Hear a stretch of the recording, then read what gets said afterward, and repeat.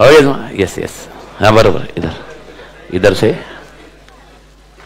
हाँ ठीक है, इतना फ्री स्टार्ट।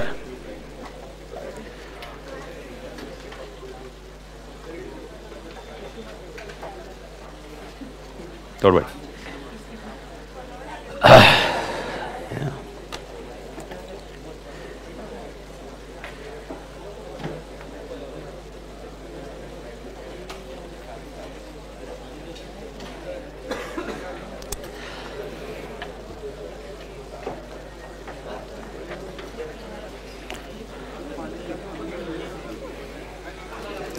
स्टार्ट किया?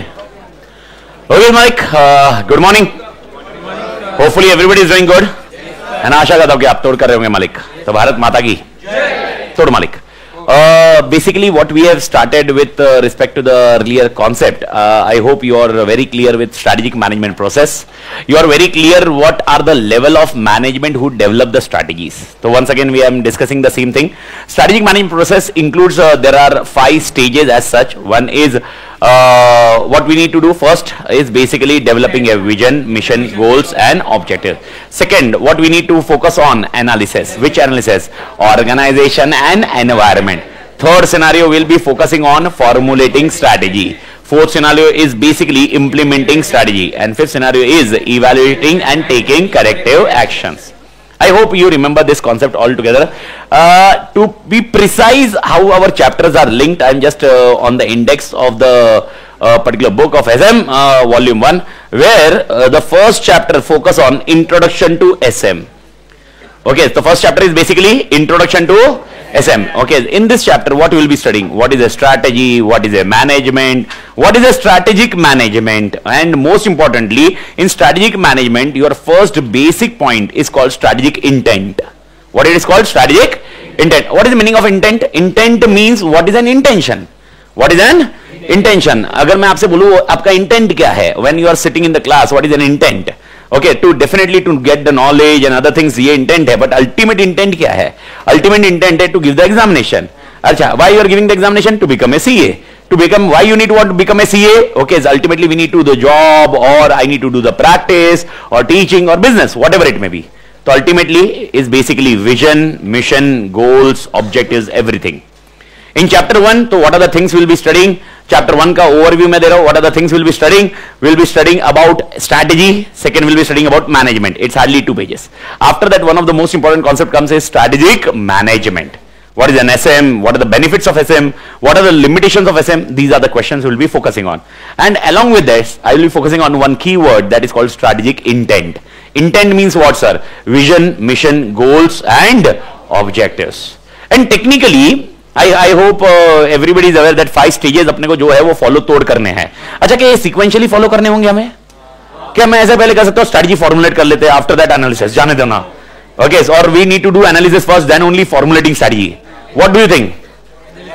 एनालिसिस पहले करना चाहिए, स्ट्रेटजी फॉर्मुलेशन पहले करना चाहिए? सर चेंज कर देना सीक्वेंस, क्या फर्क पड़ता है? किसी ने 5 सीक्वेंस बोले, हम अपने हिसाब से लिखेंगे ना आंसर. क्या ऐसे पॉसिबल है? पक्का? तो सबसे पहले क्या करना चाहिए? एनालिसिस, और उसके बाद फॉर्मुलेशन ना. तो सीक्वेंशियली फॉलो करना पड़ेगा. तो टेक्निकली सीक्वेंशियली फॉलो जब करते हैं हम, ये whatever you suggest with the sequence, first concept is about strategic intent. तो सबसे पहले हमें क्या बनाना जरूरी है? हमारा vision. Without vision sitting here is बेवकूफी. Without mission you are sitting here, that doesn't make a sense at all. And you do have a goals and objectives. Now technically, okay, please do understand, every company will be having vision, mission, goals and objectives. Every company will be having vision, mission, goals and objectives. But company working in a lifestyle matters a lot, and that is called a concept of values. Chalo, I am giving you just a small example. I want to purchase one product, or you want to purchase one product, which is same price, same cost, no change, price same है, cost same है, offer same है, and the same product is given by Tata as well as Reliance. Ambani is also giving the same product, same price, same cost, सब कुछ same, features भी same, उसकी quality same, सब कुछ same, और वही product Tata भी दे रहा है. तो मेरे को बताइए आप किससे परचेस करोगे? दोनों दे रहे, सेम प्रोडक्ट सेम प्राइस. किससे परचेस करोगे? मैक्सिमम विल सजेस्ट सेम, सब कुछ सेम है, तो किससे परचेस करोगे? देखो, अच्छा अगर प्राइसिंग बोलूंगा, मैं बोलूंगा प्राइस ये कम दे रहा है, तो आपका दिमाग जाए नहीं भाई, okay, I shift to example, Jio सबसे सस्ता दे रहा है, टाटा महंगा दे रहा है. Jio, why you shifted to Jio? Price. If remember cost leader, but I am saying price is same, cost is same, everything is same. Then which company? Tata. Why Tata? Why not Reliance? This is something which you need to understand. If you are having vision, mission, goal. अच्छा, Reliance does not have vision, mission? क्या Reliance के पास goals and objectives नहीं है? अच्छा, क्या Tata के पास भी vision, mission, goals and objectives है? लेकिन Tata के पास एक additional चीज है, वो है values. तो सर इसका मतलब Reliance के पास values नहीं है क्या? है, बट वो जो सोसाइटी की नजर में values है, उसकी कदर ओके टाटा के थ्रू हो रही है. एक best example, Reliance is only focusing on profitability. Okay, no doubt every company working in industry is focusing on profitability, but Tata, when earning the profits, is giving back to the society without any compliances. But Reliance is not giving back to the society. Reliance is saying, I will give to the shareholder who invested in me. Okay, so Reliance में who will be more happy? Shareholders rather than society. And fair enough. कोई वो गलत कर रहे हैं ऐसा नहीं बोल रहा हूं मैं, बट उनकी फिलोसॉफी है, उनका कॉन्सेप्ट है, and for that point that is called a concept of values. क्या बोलते हैं उसको मालिक? वैल्यूज. तो मेरे को बताओ, विजन, मिशन, गोल्स, ऑब्जेक्टिव्स होना काफी है या इनके साथ वैल्यूज होना बहुत जरूरी है? Values matters a lot. उसकी वजह से भी इंडस्ट्री का नजरिया चेंज हो सकता है. Dealing in same product, but you can have a good advantage. You can have a good advantage. Chapter 1 अपने को ये सिखाएगा. चैप्टर 1 हमारा ये रहेगा. चैप्टर 1 हम स्ट्रैटेजी पढ़ेंगे, मैनेजमेंट पढ़ेंगे, ठीक है, 5 चैप्टर वो, but main concept will be strategic management, which has been frequently asked, including May 24 attempt भी देखोगे, वहां पर भी क्वेश्चन स्ट्रैटेजिक मैनेजमेंट पे रहा है. तो स्ट्रैटेजिक मैनेजमेंट है, उसके साथ value, goals, objectives, vision, mission, ये सब आपको मिलेगा चैप्टर 1 के अंदर. चैप्टर 2 का नाम ऑलरेडी आपको पता है. ओके, इसका नाम मिल रहा है strategic analysis. Okay, and that is called which environment? External. Okay, थोड़ा सा बेसिकली जानकारी ले लेते हैं. Sir, what is meaning of external environment? The environment which is not in your control. The environment which is not in your control. I hope you have heard something like pastel analysis. सुना है कभी pastel या pastel colour नहीं, pastel analysis. What is a pastel analysis? If I discuss some keywords, it's like short form for political, economical, socio cultural, technological, legal, environmental. This is called a concept of PESTEL. Doing this analysis, okay, as if I'm working here, how political environment will be supporting me, or how political environment will be having an impact on me, how legal environment will be having an impact on me. Example, if I'm dealing in this particular water bottle, I want to sell this bottle to somebody. Along with this, I'm using a plastic material for packing. Okay, suppose Maharashtra state decide, boss, okay, plastic manufacturing should be बंद और usage should be बंद, ऐसा हो सकता है. Okay, and ऐसा हुआ भी था बीच में. I don't know how many are aware, plastic was almost banned. Only user friendly plastic और environment friendly plastic was about to be used. वापस चीजें इंपैक्ट हो गई because of political issues. You are already aware that.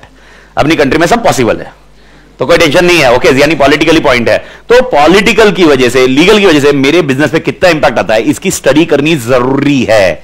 Therefore that second chapter come into picture, that is called कौन सा analysis? External. और जब मैं बोल रहा हूं external analysis, it focus on which analysis? Environment और organization? Environment. I don't know, और एक वर्ड आपको मालूम है क्या, और ये कॉमनली सुनते सब लोग, होपफुली आपने भी सुना होगा, स्वॉट. What is स्वॉट? Strength, weakness, opportunity, threats. वापस चाहिए, strength, weakness, opportunity, threats. Strength, मेरे पास क्या ऐसा यूनिक चीज है जो बेस्ट है कंपेयर टू अदर्स. वीकनेस, ऐसा क्या मेरा प्रॉब्लम्स है जो दूसरे के पास है लेकिन मेरे पास नहीं है. तो टेक्निकली अगर देखोगे, जो मेरी स्ट्रेंथ है वो किसी और की वीकनेस है, और किसी और का स्ट्रेंथ है वो मेरा वीकनेस है. This is what happens with strength and weakness. Strength and weakness is always internal. Strength and weakness is always internal. And OT का full form opportunity and threats is always external. तो मुझे environment में जब study करनी होगी, environment की study करनी होगी, मुझे किसकी स्टडी करनी होगी? स्ट्रेंथ, वीकनेस या opportunity, threats? Opportunity, threats, because ये एनवायरनमेंट कौन सा है? एक्सटर्नल. तो चैप्टर 2 में हम किसके बारे में देखेंगे? अपॉर्चुनिटीज क्या है, थ्रेट्स क्या होते हैं, इस अपॉर्चुनिटी थ्रेट्स को कैसे कैपिटलाइज किया जाता है, what strategy should be. Strategy क्या होनी चाहिए, that's a later part, but analysis करके हम डेटा क्या जमा करेंगे, that is where chapter 2 comes into picture. I hope chapter 2 is very clear at your end. Chapter 2 को समझ में आया क्या? और चैप्टर 2 और चैप्टर 3 में डिफरेंस एक ही है. क्या डिफरेंस है? यहां पर ओटी किया, यहां पर एसडब्ल्यू किया. चैप्टर 3 में एसडब्ल्यू मतलब स्ट्रेंथ एंड वीकनेस, यानी हमारी क्या लेवल है वो देखते हैं भाई साहब. I hope you are getting the point मालिक. Okay, but I told you already, we have discussed this point yesterday, that chapter 3 will divide into two parts. Because chapter की heading पे मत जाना, chapter की heading में एक ही नाम दिया है, strategic analysis, internal environment, but it is also having which strategies?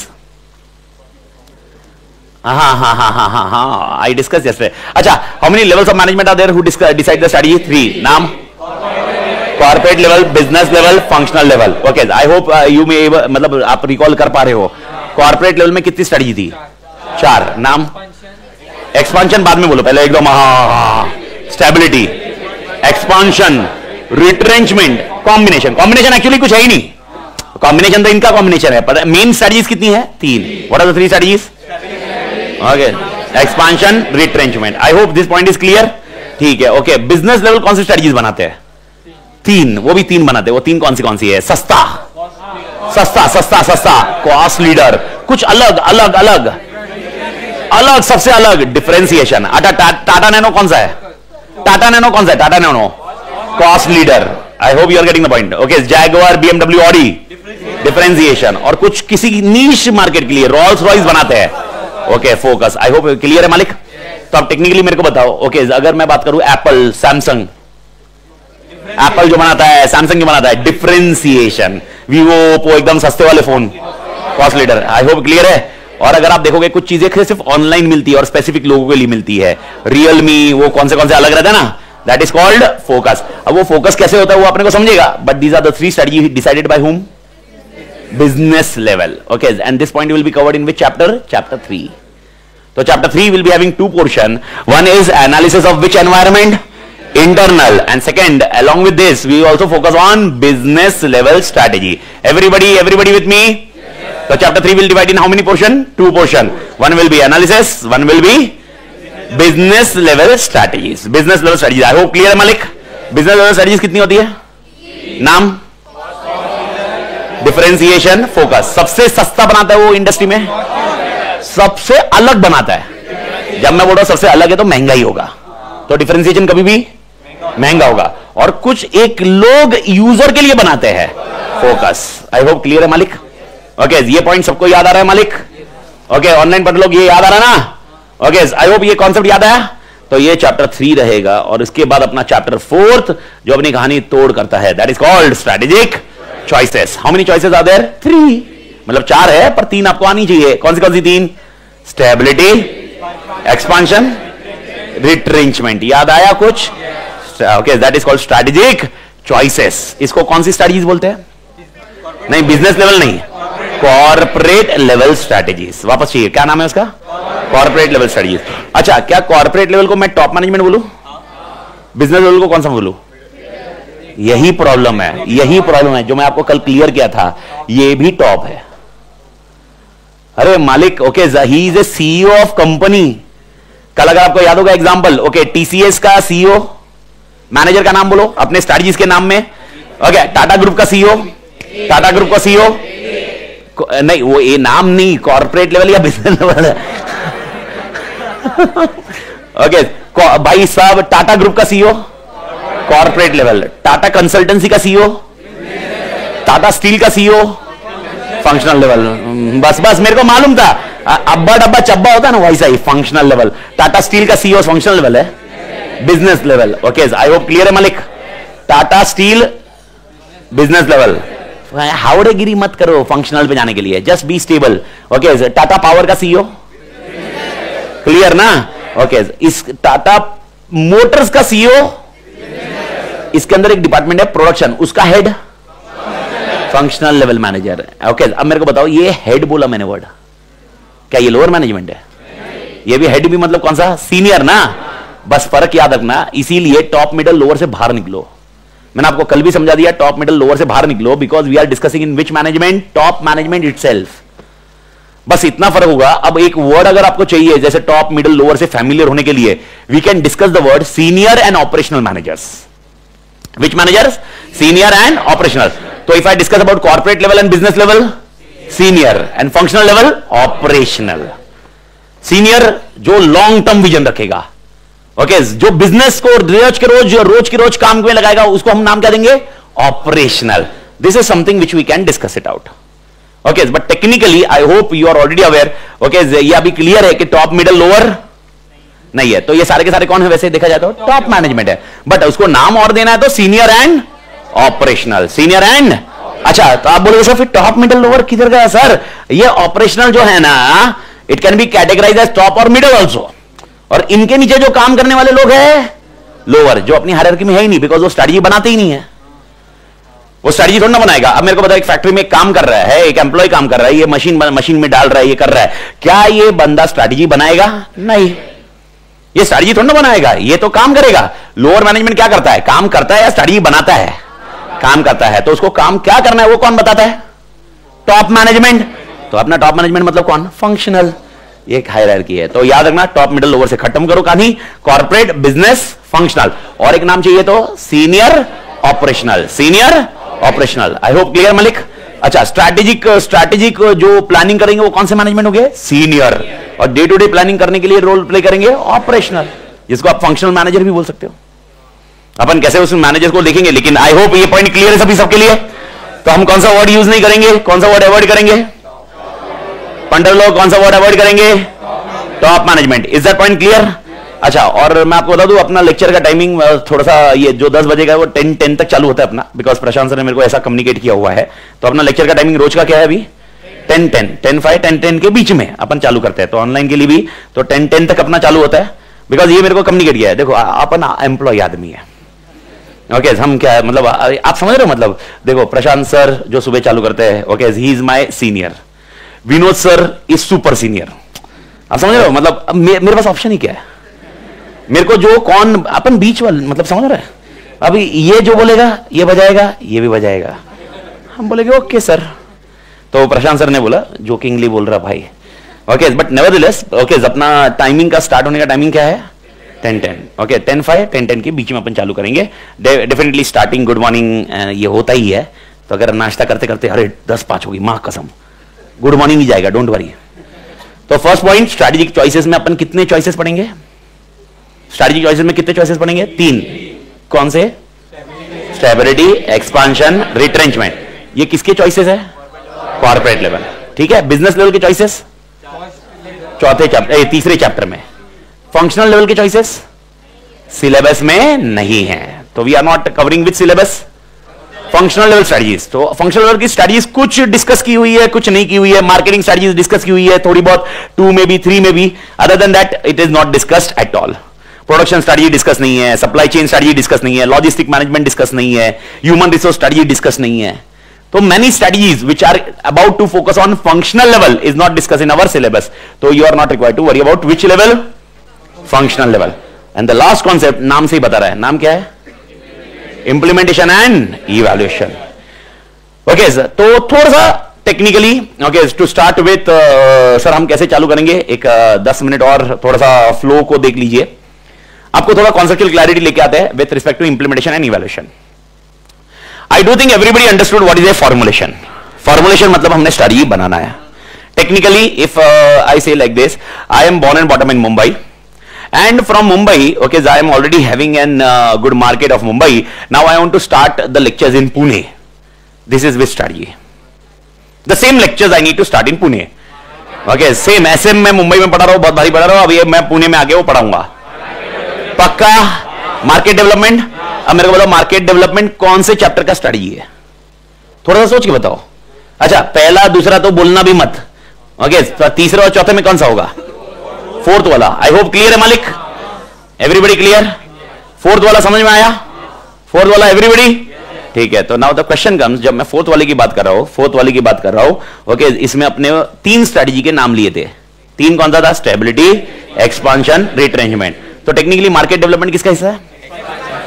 Everybody agree with this, ठीक है। नाउ माय क्वेश्चन, अब मेरे को बताओ एक्सपांशन करना, डिसाइड करना was a strategic choice. Example, I was having an option to go with Pune also, I was having an option to go with Indore, Hyderabad, Vijayawada, I selected Pune. तो now question come, what is meaning of implementation?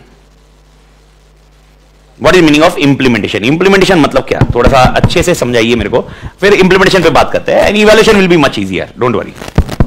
Implementation means what? You have to take actions in that way. Example मतलब वो आप मेरे को समझिए, implementation मैंने आपको example समझा दिया। What is an example our, what is an expansion strategy. अच्छा सर चलो एक चीज मेरे को समझाओ, सबसे पहले मैं एक्सपेंशन डायरेक्टली करूंगा या एनालिसिस किया? कौन सा एनालिसिस किया? मैंने अपनी स्ट्रेंथ और वीकनेस देखी, मैंने मार्केट में अपॉर्चुनिटी और थ्रेट्स देखा। Okay, I found out opportunity, threats and strength and weakness match किया और मेरे को लगा Pune is better option. Okay, मेरे लिए नजदीक भी है, मुंबई से नजदीक भी है, अदर एलिमेंट बहुत सारे आई आइडेंटिफाइड दैट वन। तो technically I did the analysis. Okay, and when I did the analysis I was already having my vision, goals and objectives. तो टेक्निकली आपके 3 स्टेप मैंने ऑलरेडी कवर कर लिए। थर्ड में मैंने डिसाइड किया I want to go to Pune. Now my question is what is meaning of implementation? Give me an example. मतलब पुणे में जाना है मुझे, आप बताइए अभी क्या करना चाहिए। इंप्लीमेंटेशन मतलब क्या? स्ट्रेटजी इंप्लीमेंटेशन बोल। Looking for place for taking classes. Looking place for taking classes. Okay, staff opportunities like staff रख सकते हैं वगैरह। स्टाफ को रिक्रूट करना, ठीक है, स्टाफ को रिक्रूट करना। क्या ना ऐसे डायरेक्टली स्टाफ रिक्रूट करूंगा या मैनेजर रिक्रूट कर सकते हैं? मैनेजर रिक्रूट कर सकते हैं। ओके, एडवर्टाइजमेंट, ठीक है। अब मेरे को बताओ एडवर्टाइज करना, थोड़ा थॉट प्रोसेस लगाओगे। एडवर्टाइज करना कौन से लेवल मैनेजमेंट डिसाइड करेगा? कॉर्पोरेट, बिजनेस या फंक्शनल? फंक्शनल, बिकॉज वो मार्केटिंग वाला बंदा है। तो मैंने अपना काम बता दिया। अल्टीमेटली मेरे को बताओ इंप्लीमेंटेशन कौन करेगा? फंक्शनल। अच्छा, मेरे को स्टाफ चाहिए, कौन डिसाइड करेगा? कौन लाएगा staff? HR। I hope you are getting the point. अच्छा, इंफ्रास्ट्रक्चर कौन खरीदेगा? कॉर्पोरेट लेवल आके खरीदेगा इंफ्रास्ट्रक्चर। ओके, या बिजनेस लेवल वाला खरीदेगा या इंफ्रा हेड खरीदेगा? इंफ्रा डिपार्टमेंट लेने का ना, एक प्रोक्योरमेंट सुना होगा आपने? नहीं सुना है वर्ड प्रोक्योरमेंट? प्रोक्योरमेंट हेड जो होगा वो खरीदेगा। अच्छा, can it may happen like this also? We may go with a tie up with some other academy? It may happen. Okay, तो ये सारे डिसीजंस कौन लेता है? Okay, corporate level, business level या फंक्शनल लेवल? Functional level. तो मेरा point functional level ना। अच्छा, मेरे को बताओ, मैंने डिसाइड कर लिया पूना जाना है, अब क्या मैं खुद जाके मैं काम करूंगा क्या? अच्छा, टाटा ग्रुप ने डिसाइड कर लिया भाई पूना आना है, आपको क्या लगता है टाटा ग्रुप वाले हेड आएंगे क्या पूना? तो कौन आएगा? कौन सा मैनेजर आएगा? फंक्शनल। तो मेरा क्वेश्चन है इंप्लीमेंटेशन मतलब क्या? आपने एग्जांपल समझा? इसको एक वर्ड में अभी डिफाइन करेंगे। एक word, one word, remember this, changing the organization structure. क्या बोला मैंने? Changing the organization structure. Example, okay, on the screen देखो, ये मिट जाएगा example, but on the screen बता रहा हूं। Example, earlier I was taking only class in Mumbai, and Mumbai में there was a procurement head, there was HR का head, there was accounting का हेड, देयर वाज प्रोडक्शन का head, okay, there was some other head. I hope ये clear है। अब मेरे को बताओ, क्या ये ऐसे कैसा hierarchy, can I work with this hierarchy in Pune also? नहीं, मेरे को पुणे के लिए हायरार्की बनाना पड़ेगा। It may happen the same person can manage Pune, that is a different choice, but don't you think Pune के लिए भी मेरे को हायरार्की बनाना पड़ेगा? ये हायरार्की बनाना मतलब क्या हुआ? क्या चेंज करना? ऑर्गेनाइजेशन स्ट्रक्चर को चेंज करना। किसको चेंज करना? Organisation structure. Example, okay, it may happen multiple types of structure can be there.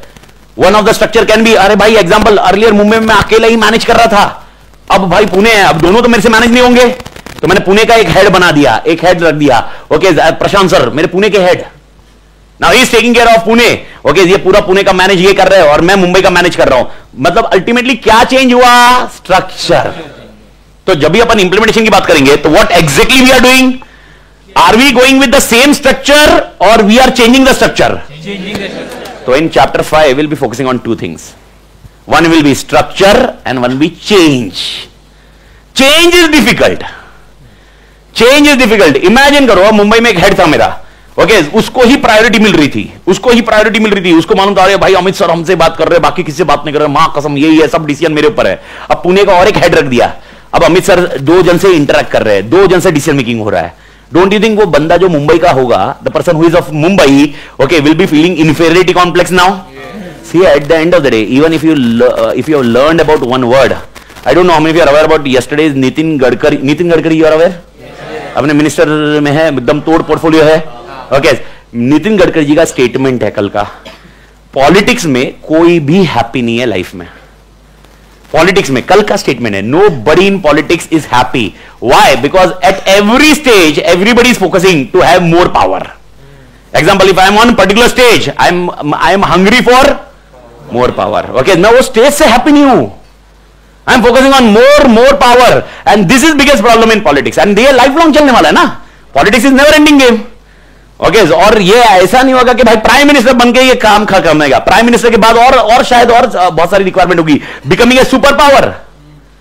Example, if I am a PM of country, I will be focusing on that country should be expand. यानी भाई मैं 3-4 country को rule करूं. ये super power की hunger है and ये रहने वाली है. अब मेरे को बताओ, एक मैनेजर मेरे इधर काम कर रहा है, अगर उसका पावर डिवाइड हो रहा है, okay, will he be easily adapting the things? Biggest problem. Chapter 5 में हमको ये समझना होगा. चैप्टर 5 इसीलिए जो इधर ये मेजर पेजेस है ना चैप्टर 5 में, यहां पर आपको यही समझेगा, कल्चर चेंज करना, प्रॉब्लम चेंज करना, and that's implementation comes into picture. तो इंप्लीमेंटेशन में 2 वर्ड याद रखना. फर्स्ट विल बी इंप्लीमेंटेशन में what will are focusing on? Change. Word change. I hope you are clear. क्या? चेंज. और दूसरा क्या? Organisation structure. And once the strategies are implemented, we will evaluate the things. What we will do? Evaluate मतलब क्या? Okay, Poona आया, क्या profitable हुआ? Okay, हुआ नहीं हुआ? अगर नहीं हुआ तो we need to redesign our strategy. Okay, that redesigning is nothing but taking corrective actions. But corrective action can be taken only if you evaluate. Without evaluate, will it be possible? No. So how to evaluate, how to take corrective actions will be discussed in which chapter? Chapter 5. तो I hope पूरा background आपको समझा. मेरे लिए समझाना बहुत जरूरी था. ओके सर, कल चैप्टर अपने को मालूम पड़े, but why we have discuss this background is basically whatever we are discussing right now over a period, you need to adapt the things and we can click it out. Because मैं पूरा sequence chapter wise नहीं जाऊंगा. Okay example, right now today will be starting with some of the definition of chapter 1 and I will be starting with the content of chapter 4. But before going on chapter 4, 2-3 things of chapter 2 is there. तो sir ऐसा jumble up हो जाएगा मेरे लिए? 100% नहीं, guarantee नहीं. Okay बस समझाने का एक तरीका है, वो आपको समझना जरूरी है. बिकॉज अगर कुछ डेवलप करना है, it requires some what we say, developing a structure of bricks. तो वो ब्रिक्स को अपन बनाते जाएंगे और फ्लो में देखते जाएंगे. And once the chapter is over, I bet, कोई भी होने दो, कैसा भी होने दो, चैप्टर का फ्लो मां कसम तोड़ रहेगा. आई बेट ऑन दिस. मतलब आपको, और ये मैंने आपको ऑलरेडी बता दिया है, अपन पूरा एसएम जितना अपने घंटे का लेक्चर है ना, उतने घंटे में पूरा एसएम रिवाइज कर सकते हैं, पूरा एसएम. और ये मैं खाली बोल नहीं रहा हूं, ये यूट्यूब पे देख, मतलब यूट्यूब पे ऑलरेडी अपलोडेड है पिछले बैचेस के, और ये उसके ऑल टुगेदर मतलब तीसरा बैच, 3 बैच देख ली, वो ऑलरेडी 1.5 घंटे में एसएम खत्म हो रहा भाई. तो 1.5 घंटे में अगर मेरे को पूरा स्ट्रक्चर लेना है तो it's a much wider concept. तो एकदम आराम से जाइए, फ्लो करते जाइए. ओके अब 2-3 चीजों की बात करते हैं जो आपका चैप्टर 1 में रहेगा. मेरे को बताइए, ओके स्ट्रैटेजी मतलब क्या? क्या ये बेसिक वर्ड समझ में आया क्या? What is meaning of strategy? Strategic management नहीं बोला मैंने, स्ट्रैटेजी. तो स्ट्रैटेजी वर्ड को अपन एक फोकस कर रहे हैं, सुन लीजिए मेरी आत्माओं. Myself please listen carefully. Strategy means a long term blueprint. वापस वर्ड आते हैं, strategy means long term blueprint और लॉन्ग रेंज ब्लूप्रिंट. आपको जो वर्ड यूज करना है कर दीजिए, लॉन्ग टर्म और लॉन्ग रेंज. लॉन्ग टर्म और long range blueprint. Once again word long term blueprint of organisation of desired image, direction, destination. Of organization, desired image, direction और destination. तो अगर मैंने आपको बोला स्ट्रैटेजी का मतलब क्या होता है, ओके टेक्निकली एक चीज याद रखना, स्ट्रैटेजी का डेफिनेशन डिक्शनरी में ढूंढोगे उसमें भी नहीं मिलेगा. डिक्शनरी में भी स्ट्रैटेजी का डेफिनेशन नहीं है. स्ट्रैटेजी का डेफिनेशन डिक्शनरी में खाली एक ही लाइन लिखी हुई है, it is to something to do with war. मारा मारी से कोई लेना देना है, स्ट्रैटेजी का मतलब है. और इसको और बेस्ट एग्जांपल समझना है तो शायद बाहुबली पिक्चर देखी होगी. देखिए क्या बाहुबली? देखो आज के डेट में बाहुबली, पुष्पा, यही ऐसी पिक्चर देखी जाती है. ओके मालूम है ना? वैसे ही बाहुबली मालूम है, देखा है क्या? टाइम हो गया, मतलब एक टाइम हो गया. ओके अगर आपको मालूम होगा Amarendra Baahubali, if you focus on Baahubali 1 you will come to know there was one Kalakeya. मालूम है ना? कोई कालिके था, बाहुबली उनके महेशमती पे लड़ाई करने के लिए आया था. तो उन्होंने, अगर आपको याद होगा, उन्होंने उससे लड़ने के लिए त्रिशूल व्यू कंसेप्ट किया था. मतलब एक त्रिशूल व्यू, अभी त्रिशूल व्यू क्या मेरे को नहीं मालूम भाई, वो पिक्चर में बताया उन्होंने. त्रिशूल व्यू समथिंग, उन्होंने ऐसे त्रिशूल कुछ बना दिया ताकि वो आप, मतलब जो भी लड़ाई करने वाला है, they can not enter okay in the Mahishmati प्रजा. That was a concept with trishul view, that was a strategy. अब ये स्ट्रैटेजी उन्होंने कैसे डिसाइड की? By doing the analysis. एक दिन पहले उन्होंने बुलाया भाई, उनको मालूम पड़ गया कौन खबरी था, किसने आया, वो खबरी को बुलाया. वो बोला भाई उनसे तुम लड़ नहीं सकते, उनके पास इतनी बड़ी सेना है, पर वो सेना किधर किधर है वो आइडेंटिफाई किया. फिर उन्होंने एक प्लॉट ऐसा प्लॉट रखा, बोले इधर इधर से ना चलो एक काम करेंगे, इधर इस तरह से करेंगे. This was something called a strategy. What is the basic definition of strategy or dictionary meaning of strategy? It is to something to do with winning the war. It is to something to do with winning the war. Okay, then technically अब देखो ये पूरा strategy उन्होंने plan किया. तो question ये है मेरा, स्ट्रैटेजी का डेफिनेशन मैंने पूछा, तो it is something to do with winning the war is okay, but technically the answer should be, formal answer should be, strategy means long term और long range blueprint of organization desired image destination direction destination. Organization का desired image क्या चाहिए, organisation का desired destination क्या चाहिए और उनका direction क्या होगा. ये context is nothing but a strategy. आपको दो डेफिनेशन थोड़ी सी समान मिलेंगे, इवन स्ट्रैटेजी और विजन थोड़ा सा सिमिलर मिलते जाएगा, बट टेक्निकली डेफिनेशन वैसे ही रखे हुए हैं. Management, management means what? अगर टेक्निकली कहा जाए तो management does have two definition. Everybody, सब इधर ध्यान दीजिए 2 मिनट. मैनेजमेंट दो तरह से इंटरप्रेट किया जा सकता है.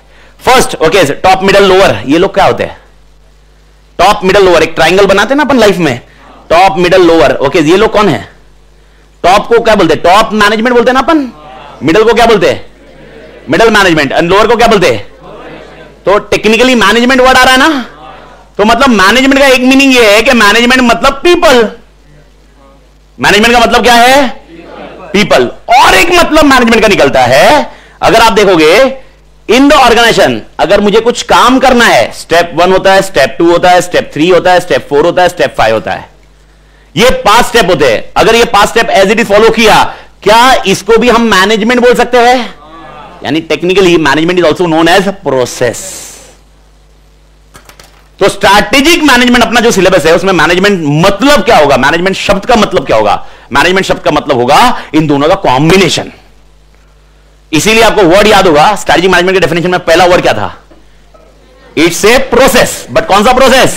Managerial process. यानी managerial represent person and process represent steps. तो हम यहां पर मैनेजमेंट के जो दो डेफिनेशन है ना, वो दोनों को इंक्लूड करके we are closing it out as a definition for strategic management. Okay, ये दोनों कंबाइन हो गया और अपना क्या बन गया? एसएम. एसएम का फुल फॉर्म. और स्ट्रैटेजिक मैनेजमेंट फिर क्या है? मैनेजरियल प्रोसेस है. अब मैनेजरियल प्रोसेस है मतलब मैनेजरियल इन्वॉल्व होना चाहिए. कितने लेवल मैनेजमेंट मैनेजरियल इन्वॉल्व होते हैं? 3. Corporate, business, functional. और ये जो काम करते हैं वो प्रोसेस के थ्रू करते हैं. और वो प्रोसेस का नाम क्या है? प्रोसेस के स्टेप्स क्या है? कितने? 5. देयरफॉर ये डेफिनेशन आता है. अब छोटा सा पॉइंट, मेरा क्वेश्चन है, 5वां स्टेप क्या था? Evaluating and. Why we need to evaluate and take corrective actions? Individual mike है, मेरे को इंडिविजुअल आंसर चाहिए. Why we need to evaluate and take corrective actions? आराम से जाइए. Why we need to evaluate and take corrective actions? Okay, आप बोल रहे? Improve efficiency. To improve efficiency मतलब अपन ने अभी जो स्ट्रेटजी डाली वो एफिशिएंट नहीं है. नहीं, बट उसमें कुछ स्कोप होगा ना इंप्रूवमेंट का. और स्कोप क्यों होगा इंप्रूवमेंट का? इसका मतलब अपन ने, अच्छा मेरे को एक चीज बताओ, आप सबको समझ में आ रहा है आंसर? ओके, ये बोल रहे हैं इंप्रूव एफिशिएंसी, मैं बोल रहा फिर अपन अभी एफिशिएंट नहीं है, वो बोला और स्कोप होगा. तो मेरा क्वेश्चन है, ओके, जब मैंने स्टडी डिसाइड की थी, I have already done the analysis ना. विच एनालिसिस? इंटरनल एक्सटर्नल दोनों एनालिसिस किए थे मैंने, ऑर्गेनाइजेशन एनवायरमेंट. तो मतलब वो एनालिसिस खराब किया मैंने. अगर आप बोल रहे हो और स्कोप बचा हुआ है, इसका मतलब the analysis is wrong man. नहीं समझ में आ रहा है? ठीक है, वापस समझाता हूं. मेरे को बताओ, अगर मैं स्टडी डिसाइड करता हूं, डायरेक्टली स्टडी डिसाइड करता हूं या बेस्ड ऑन एनालिसिस? पक्का? एवरीबॉडी एग्री ऑन दिस और नॉट? पक्का? परफेक्ट. ओके, तो बेस्ड ऑन एनालिसिस मैंने डिसाइड किया है. मैंने एनालिसिस किया, मेरे strength, weakness, opportunity, threats, word बताया मैंने अभी, ये मैंने किया और मैंने स्टडी डिसाइड की. Based on that study I implemented. अब आप बोल रहे हो इवैल्यूएट करो. इवैल्यूएटिंग का कारण बोल रहे हैं भाई यार, there need to be a more efficiency. मैंने बोला मोर एफिशिएंसी क्यों? मतलब अपन एफिशिएंट नहीं है. बोले there is always a scope. इसका मतलब तो एनालिसिस अपन ने सही नहीं किया फिर. तो फिर एनालिसिस में गड़बड़ हुई है, फिर स्ट्रेटजी में थोड़ा ना गड़बड़ हुई है. Doesn't make a sense. तो ये पॉइंट हो सकता है, लेकिन ग्राउंड मेरे को चाहिए, ग्राउंड का डिस्कशन. एक पीछे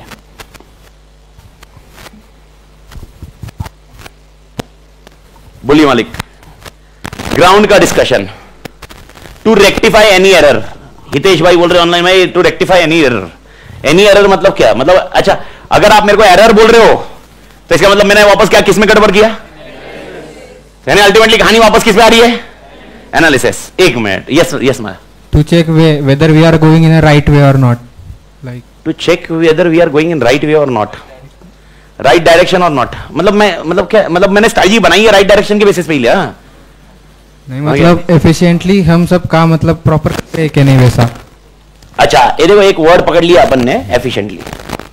ठीक है, एक भाई साहब ने एफिशिएंटली बोला, उसने भी एफिशिएंट बोला. ये वर्ड है ना इंप्लीमेंटेशन के टाइम पे चाहिए. इवैल्यूएशन के टाइम पे अपन एफिशिएंसी पे ज्यादा फोकस नहीं करेंगे. इवैल्यूएशन समथिंग और एनालिसिस. पीछे उधर एक to reap out the ultimate economic benefit कि मिल रहा है नहीं. अच्छा बेनिफिट मिल रहा है कि नहीं. यानी एग्जांपल मैंने स्ट्रेटजी बनाई होगी तो मैंने कुछ प्रॉफिट टारगेट्स रखे होंगे.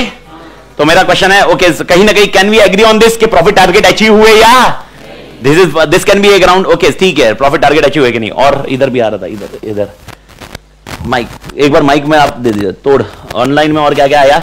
बिजनेस एक आंसर आ गया है. ठीक है, I will discuss on that. To verify that our goal is achieved और नॉट. यस भाई मेहर भाई, शुभम, श्रुति आपका आंसर सही है लेकिन उसको मैं अभी बोल नहीं रहा हूं. 2-3 मिनट रुक रहे अपन. यस मालिक. Whether our strategy was properly implemented or not. Whether to verify whether our strategy is properly implemented or not. Basically a best example can be वापस अपन ने टारगेट अचीव हुए कि नहीं. तो मेरे को ये बताओ ओके मतलब टारगेट क्यों नहीं अचीव होंगे? अपन ने एनालिसिस किया यार, मैंने इतना अच्छा एनालिसिस किया यार. We are expert in analysis. Chartered accountant, a analyst, we are good in analysis. We decided the strategy based on analysis. We implemented and now we are evaluating to see whether it is achieved or not. So why it will not be achieving?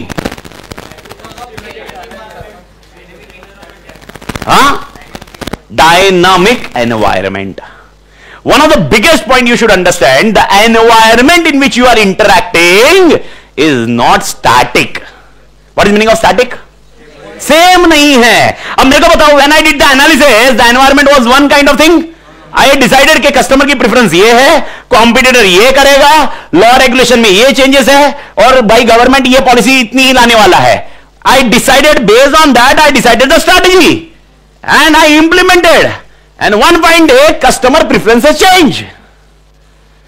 Customer से भाई साहब हम preference change कर रहे हैं. Don't you think clothing में भी preference कितने चेंज हुए रहेंगे? एक टाइम था, अगर आपको मालूम होगा, पुराने लोग बूट कट शूज पहनते थे, वो इतने बड़े bell bottom. Okay over a period भाई वो पतले पतले, क्या मालूम कितना पतला हो गया भगवान जाने अभी. ओके जो पैंट की साइज, वो शूज के इसमें, ये सारे एलिमेंट कितने चेंजेस है. One point of time consumer will be deciding and who is भाई ultimately who will be purchasing a product? Consumer. Can you control the consumer? मैं कंज्यूमर को बोल सकता हूं यही पेन, ये बोल रहा नहीं पहनना भाई. ओके भाई चेंजेस है. तो किसमें चेंज हो रहा है? एनवायरमेंट. एनवायरमेंट में कौन कौन लोग होते हैं? Consumer. Can consumer preference change? अच्छा क्या अभी पॉलिटिकल पार्टी में चेंजेस हुआ है? क्या महाराष्ट्र गवर्नमेंट में भी चेंजेस आया है? ओके आपने देखा होगा बहुत मेजोरिटी से जीते. हमें बताओ बिकॉज ऑफ मेजोरिटी विनिंग क्या policy will be more rigid toward BJP? 100% yes. Okay जब वो मेजोरिटी नहीं थी तब तक बीजेपी के लिए डिसीजन लेना बहुत मुश्किल था. डेफिनेटली उन्होंने अलायंस किया, पर अलायंस में भी तो अपने को ध्यान रखना पड़ता है ना भाई. अलायंस में भी कितना रात, क्योंकि अलायंस एक बार टाटा बाय बोला किसी और का अलायंस हो जाएगा. तो अलायंस में वो तो अपने लास्ट 5 साल में देखा ही है ना. ओके सरकारें गिरी है, उठी है, हर रोज सुबह उठते थे, नई सरकार, रात को सोते थे, टाटा बाय बाय. अरे मां कसम, we have seen this in last 5 years. I hope everybody is aware about political point. नहीं है तो ऐसा हुआ है. अब इमेजिन करो, अब बीजेपी आई है, हमने स्ट्रेटजीज बनाई थी. Okay we have decided strategy from Shiv Sena point of view. Okay the things change. Okay can policy भी चेंज? अब ये पॉलिसी चेंज हुआ, can we control this? Biggest problem. And इसके लिए फिर हमने क्या करना चाहिए? इवैल्यूएट. अब मेरे को बताओ इवैल्यूएट करना मतलब क्या? एनालाइज करना. इसमें चेंज हुआ, इसमें चेंज हुआ, इसमें चेंज हुआ, इसकी वजह से मेरी स्ट्रैटेजी में वापस वैसी ही रहनी चाहिए, उसमें चेंजेस लाना पड़ेगा. चेंजेस यानी मेरा क्वेश्चन है strategic management is one time activity और कंटिन्यूअस एक्टिविटी. तो मेरे को बताओ 5वें पॉइंट के बाद क्या करना चाहिए? 5वें पॉइंट के बाद किधर आओगे वापस? अच्छा 5वां पॉइंट क्या था?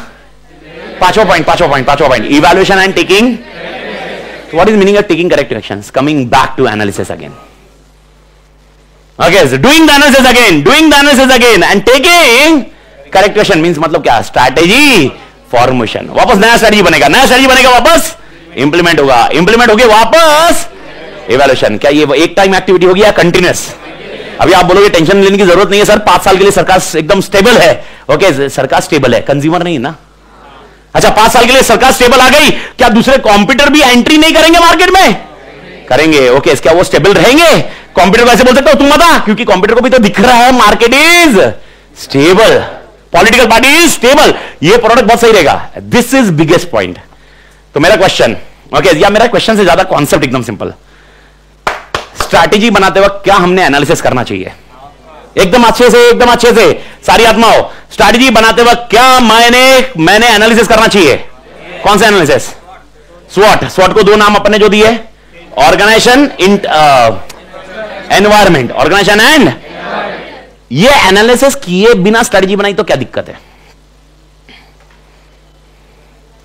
एनालिसिस ही नहीं किया, स्ट्रैटेजी बना दी। हमने एनालिसिस ही नहीं किया, स्ट्रैटेजी बना दी। एग्जाम्पल, ओके, हमने कंज्यूमर प्रेफरेंस देखा ही नहीं और हमने प्रोडक्ट बना दिया। अगर आपको मालूम होगा ग्लास का मास्क, शायद सुना हो आपने, नहीं सुना है? ओके, मैं आपको एक दिन प्रोडक्ट दिखाऊंगा। भाई साहब आया था, कहां पर? ओके, शार्क टैंक इंडिया में, अगर आपने देखा होगा। और वो बंदे की इतनी भयंकर बेइज्जती की। ओके, बोले इतना वाहियात प्रोडक्ट बनाया है, बट टेक्निकली मैंने कसम से बोल रहा हूं, वो शार्क टैंक में आने के बाद मैंने वो प्रोडक्ट मंगाया, मैं बोला देखता हूं, फिर समझ में आया कि भाई प्रोडक्ट भंगार है, क्योंकि उसका टेक्निकल पॉइंट वो फ्लेक्सिबल भी नहीं था और हर ग्लास पे नहीं आ रहा था, और वो ग्लास का मास्क था। कंटेक्स्ट क्या था मालूम है? अपन बाहर जाते हैं, होटल में जाते हैं, कांच की ग्लास में पानी पीते हैं। ओके, वो कोविड के टाइम पे अगर आपको मालूम होगा तो वो झूठा पिया, वापस किसी को है वो इन्फेक्शन होने की चांसेस, तो भाई साहब ने बोला मुंह पे मास्क लगाने की जगह ग्लास पे मास्क लगाओ। ग्लास पे ऐसा कुछ तो उसने प्लास्टिक का बनाया, और फिर पानी पीते वो ग्लास पे लगाओ, पियो, वापस निकालो, दो और लगो, वापस अगली बार पियो, लगाओ। मां कसम, ये वाहियात प्रोडक्ट बोला गया है शार्क टैंक में। फिर मैंने मंगाया, फिर मैंने देखा, फिर मालूम पड़ा वो हर ग्लास में लगता भी नहीं है। यानी एग्जांपल, मैं एक होटल में जा रहा हूं, उसका एक ग्लास, एक टाइप ऑफ ग्लास होगा, दूसरे होटल में जा रहा हूं, एक टाइप ऑफ ग्लास होगा, डिफरेंट टाइप ऑफ ग्लास में ही नहीं लग रहा है। और फिर बाद में मेरे को समझ में आया 2 चीज है। सबसे पहला पॉइंट, मेरे को बताओ जिसको ग्लास के मतलब जो ग्लास का नहीं, इफ आई एम सेइंग, अगर कोई स्टील के ग्लास में पी रहा है या कांच की ग्लास में पी रहा है, मेरे को ये आप बताइए, ओके, अगर उसको लगता है इन्फेक्शन का डाउट है तो वो किस पे शिफ्ट होएगा? बॉटल पे होएगा या पेपर पे होएगा? I hope everybody agree. Okay, अगर मैं बोलूंगा भाई यार मैडम बोल रही नहीं इट्स मतलब नीचे चाय पीने गई मैडम ने बोला एक आधा कप चाय देना। ओके, वो ग्लास वास मालूम है ना आपको? मालूम है नीचे चाय पिए होंगे ना, वैसे ग्लास रहेगा, वो आदमी ऐसे 5 उंगली डालेगा, 5-7 ग्लास पकड़ेगा, फिर एक पानी में डालेगा, फिर पानी को उल्टा करेगा, दूसरे पानी में डालेगा, उल्टा करेगा और वापस ग्लास रखेगा और इसमें चाय भरेगा। मैडम ने कहा, मैडम बोला no no no no no. Okay, अब मेरे को बताओ मैडम किस पे शिफ्ट होगी? अभी इमेजिन करो मैडम बोल रही है नहीं इसमें ही पीना है। ओके, ग्लास का mask and wear, doesn't make a logic. Okay, and technically मैं आपको बता रहा हूं, ऐसी ग्लास में पीने से इम्यूनिटी बढ़ती है, ये याद रखना। ओके, जो ये बोलते ना no I will not drink, समझ में आ रहा है? वो उनका इम्यूनिटी का प्रॉब्लम रहेगा रे भाई। ओके, आपको मैं बता रहा हूं, ऐसी जगह चाय पीना, ओके, कुछ जगह पानी पूरी खाना, समझ में आ रहा है? वो पानी पूरी समझ में आ रहा है? ऐसी जगह पानी पूरी है जिधर पीछे तो कुछ तो है।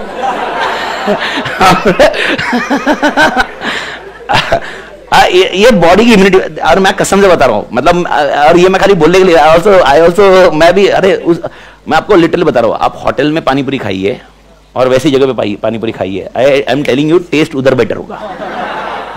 आगे अब आप बोलोगे सर बीमार होगा, तो ठीक है, जिस दिन बीमार होगा घर का खाना खाइए, बाहर का मत खाइए। Okay, but technically I hope you are getting the point. Glass का मास्क बंदे ने बनाया बिना एनालिसिस किए। उसने खुद ने सोचा मैं बहुत भारी प्रोडक्ट बना रहा हूं, उसने सोचा भाई यार ये प्रोडक्ट बहुत बेहतरीन चलेगा, क्योंकि आज तक किसी ने दुनिया में किसी ने बनाया नहीं। अरे क्यों नहीं बनाया? क्योंकि भाई साहब, यानी टेल मी वन थिंग, यानी basically to decide a strategy without analysis will be making, मतलब आप सुसाइड करने जैसा हुआ यार। मेरे को बताओ, कस्टमर प्रेफरेंस पूछना चाहिए कि नहीं पूछना चाहिए? कंज्यूमर के चॉइसेस देखनी चाहिए कि नहीं देखनी चाहिए? क्या पॉलिटिकल इश्यूज देखने चाहिए? क्या लीगल रिक्वायरमेंट देखनी चाहिए? चलो एग्जांपल, कस्टमर के लिए भाई कुछ तो आपने बहुत बेहतरीन बनाने का सोचा, लेकिन at the same time legally वो अलाउड नहीं है। ओके, आपने देखा होगा अभी पुणे की आज की न्यूज में भी आया है, 1-2 दिन पहले, मतलब वो एक बेहतरीन ड्रग्स का पैकेट पकड़ा गया। बेहतरीन मतलब इंटरनेशनल ड्रग्स का packet, drugs are worst for the society. अब उसमें कोई एक क्वेश्चन आता है, मेरे को एक क्वेश्चन पूछता है एक बंदा, सर फिर वो साउथ अफ्रीका में क्यों बिकता है?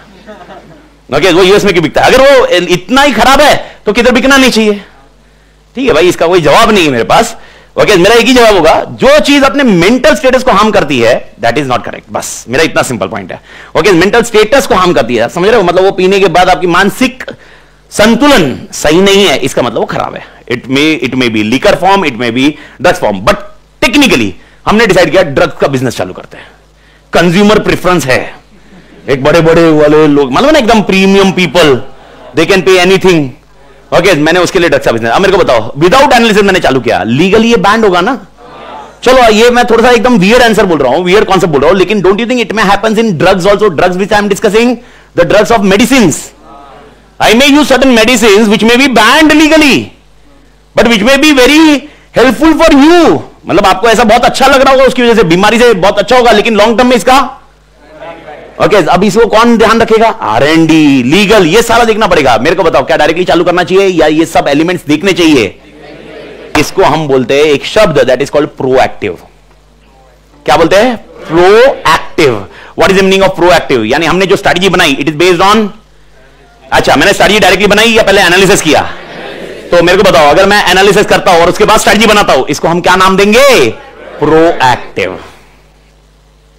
कंज्यूमर से प्रेफरेंस पूछिए, आपको कैसा चाहिए, कैसा चाहिए प्रोडक्ट, कैसा चाहिए। लीगल लॉयर का लीगली देखा, पॉलिटिकल इंपैक्ट देखा, सोशियो कल्चरल देखा, हमने बिलीफ देखा, डेमोग्राफिक देखा, how much education is there, कौन सी स्टेट में कितना एजुकेशन है, कौन से स्टेट में कहां पर बेहतरीन कर सकते हैं। We have identified this and after that only we have launch the product. This is called proactive. लेकिन my question, environment remain stable और इट इज डायनामिक? तो मेरे को बताओ, अगर एनवायरमेंट में चेंज आया, कस्टमर का प्रेफरेंस पहले ये था लेकिन चेंज हो गया भाई। अरे टेक्नोलॉजी की वजह से चेंज होता है, रोज चॉइसेस चेंज होती है। इंस्टाग्राम में एक रील देखने के बाद एक कच्चा बादाम अच्छा चला, लेकिन अगले दिन there will be a different element, गुलाबी साड़ी, फिर गुलाबी साड़ी के बाद there will be some other element, because choices are changing. This is what exactly you should understand. तो मेरे को बताओ, कस्टमर का चॉइसेस चेंज हो गया, फिर भी मैं उसको पुराना प्रोडक्ट बेचूंगा क्या? क्या मैं मार्केट से बाहर हो जाऊंगा ना? तो क्या करना चाहिए मैंने? ओके, इवैल्यूएट करना चाहिए और उसके बाद करेक्टिव एक्शन लेनी चाहिए। इसको मैं बोलता हूं रिएक्टिव स्ट्रैटेजी। कौन सी स्ट्रैटेजी? Reactive strategy. तो स्ट्रैटेजी दो तरह की होती है, स्ट्रैटेजी दो तरह की होती है। कौन सी? प्रोएक्टिव स्ट्रैटेजी एंड और एक है रिएक्टिव स्ट्रैटेजी। मेरे को आप बताइए कौन सी बेस्ट है? कौन सी बेस्ट है, प्रोएक्टिव या रिएक्टिव? कौन सी बेस्ट है? कौन सी बेस्ट है? ऑनलाइन पढ़ लो, कौन सी बेस्ट है? ओके, इधर तो ये लोग बोल रहे दोनों बेस्ट है। दोनों बेस्ट है, दोनों बेस्ट, प्रोएक्टिव भी रिएक्टिव भी। अच्छा, प्रोएक्टिव अच्छी, मतलब तुम बोल रहे हो रिएक्टिव होना जरूरी है, प्रोएक्टिव को कमी कमी बता रहे हो, तुम बोल रहे हो प्रोएक्टिव तू कम है। मेरे ख्याल से तो मेरे को ऐसा लग रहा है प्रोएक्टिव बेस्ट है।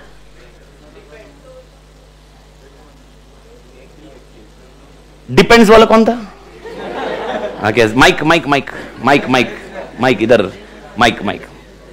डिपेंड्स वाले के कॉन्टेक्स्ट में अपन बात करते हैं। चलो मालिक, डिपेंड्स वाले। और ऑनलाइन पढ़ लो, आप लिखो, मैं देखता हूं कौन सा उसमें कौन सा पॉइंट आता है आपके, इसमें से क्या है। ओके, श्रुति जी का आंसर एक बड़ा है, बढ़िया। यस मालिक, डिपेंड्स। नहीं चालू है? हाँ बोल बोल बड़ी। ठीक है, मेरे को भी बोलना पड़ेगा, वो माइक के इसको अभी तोड़ेंगे कल अपन, हम डिसाइडेड है। अगर कल अगर नहीं हुआ मैं तो यस बोल बोल, मैं रिपीट कर।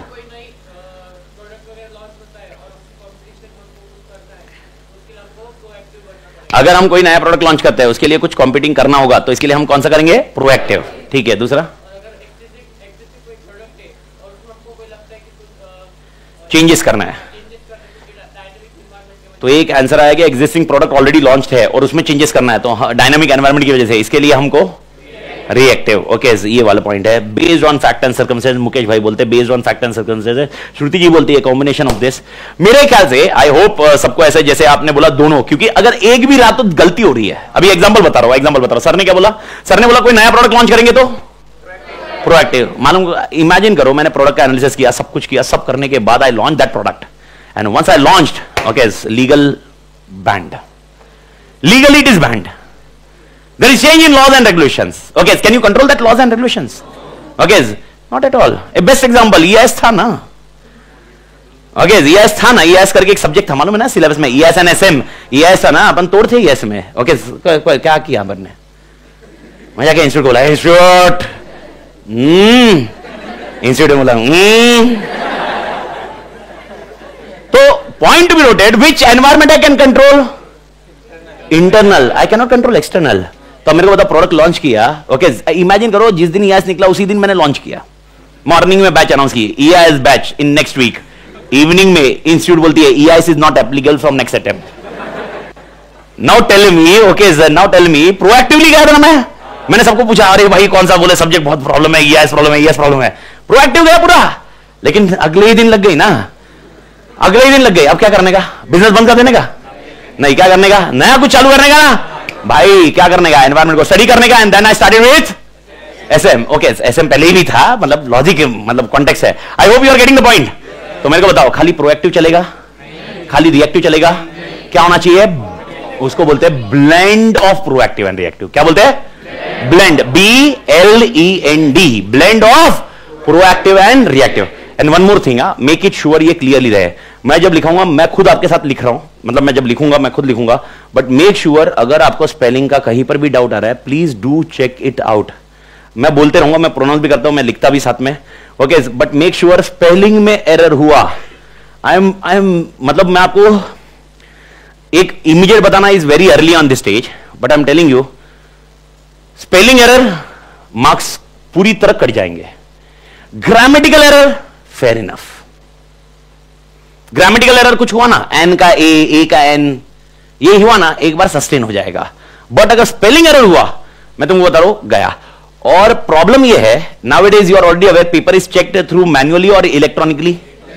आई होप सबको मालूम है, paper is never checked manually now, यानी एक चार्टर्ड अकाउंटेंट एक सिस्टम पे बैठा हुआ है और वहां पर वो चेक कर रहा है। Earlier when paper used to check, तो वो क्या था मालूम है क्या, किधर रख दिया मैंने,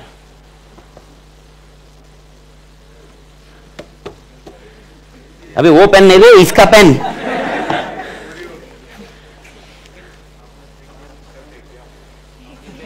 अबे क्या कैसा आदमी है बे, कलर ब्लाइंडनेस नहीं हो गया ना बे, दिख रही है इधर है क्या, अरे इधर, थैंक्स बड़े, this is called colour blindness, मतलब कि वाइट है ना तो दिख नहीं रहता। तो ठीक है, तो मैं ये बता रहा था, ओके इन एग्जामिनेशन पेपर, अगर आपने पेपर मंगाया भी होगा तो आपको इधर थियरी आपने लिखी होगी। पहले क्या होता था, एग्जामिनर यूज्ड टू हाईलाइट कि ये गलत है, ये गलत है, अभी वो हाईलाइट ही नहीं होता, बाजू में सिर्फ ऐसा आता है, ओके ये पेपर केस में बाजू में ऐसा आता है, इधर 0 मार्क्स। अब वो 0 क्यों दिया ये नहीं मालूम है, reason simple, step wise mark है ना, तो स्टेप वाइज मार्क की वजह से 0 आ जाता है। तो स्पेलिंग एरर में वो 0 नहीं देगा, बट स्पेलिंग एरर में मार्क्स काटेगा। तो सबसे पहला ध्यान याद रखना, किस पे ध्यान रखना, स्पेलिंग। तो अगर कोई भी बंदा, it may happen that maximum will be very good with English and spelling point, but there will be some students will not be fair enough with spelling, do take care with spelling, sir Malik. Okay now the question comes, okay the proactive और reactive, which strategy should be, word is blend of proactive reactive. तो कोई मुझे proactive समझाएगा, definition, proactive का definition, proactive का definition.